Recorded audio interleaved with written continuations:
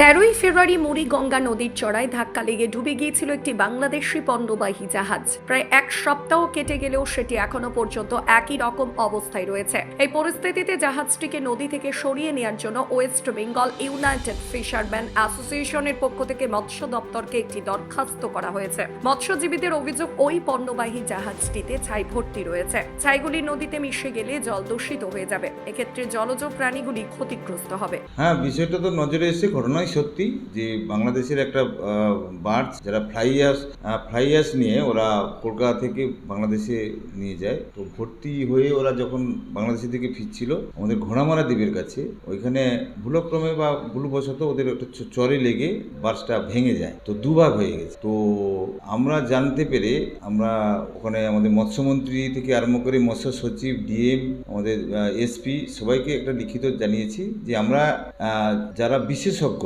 Expert যারা আছেন তাদের কাছ থেকে আমরা একটা ওপিনিয়ন নিয়েছি যে ওই অ্যাশ নদীতে মানে বিস্তার হয়ে যাওয়া মানে ওখানে যেসব মাছগুলো থাকে মাছগুলো সাধারণত সমুদ্রে ওই এলাকায় থাকবে না। তো অ্যাকচুয়ালি যেই এলাকাটায় ডুবেছে ওখানে আমাদের প্রান্তিক ফিশারম্যান কয়েক হাজার ফিশারম্যান, শুধু কাকদ্বীপ নয়, কাকদ্বীপ, নামখানা, পাথর প্রতিমা, আপনার ফ্রেজারগঞ্জ আছে, আপনার ওদিকে ডায়মন্ড হারবার, নন্দীগ্রাম, খেজুরি, সাগরদ্বীপ, সমস্ত জায়গার ফিশারম্যানরা কিন্তু ছোট ছোট যারা ফিশারম্যান ছোট ছোট নৌকো নিয়ে মাছ ধরতে যায়। যারা ওই নৌকো নিয়ে তারা কিন্তু সমুদ্রে যেতে পারে না, ওই মুড়িগঙ্গা নদীতেই ওরা সবসময় মাছটা ধরে, একদম বংশানুক্রমেই ওরা মাছটা ধরে। এই জাহাজটা ডুবে যাওয়ার ফলে জাহাজে তেল, মোবিল, ছাই ছিল, সেই ছাই সব নদীতে ভাসার ফলে আমরা মৎস্যজীবীরা মাছ পাচ্ছি না।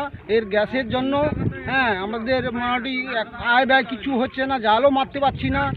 আমরা 1-150 খানা ট্রলার এই নদীতে জাল দেই, জাল দিতে গিয়ে ওই জাহাজে গিয়ে জাল পড়ে যায়। আমরা 7-8 জন করে ট্রলারে থাকি, কিভাবে আমরা জালটা তুলব তাও আমাদের ক্ষতি হচ্ছে, আমাদের সংসারও চলছে না।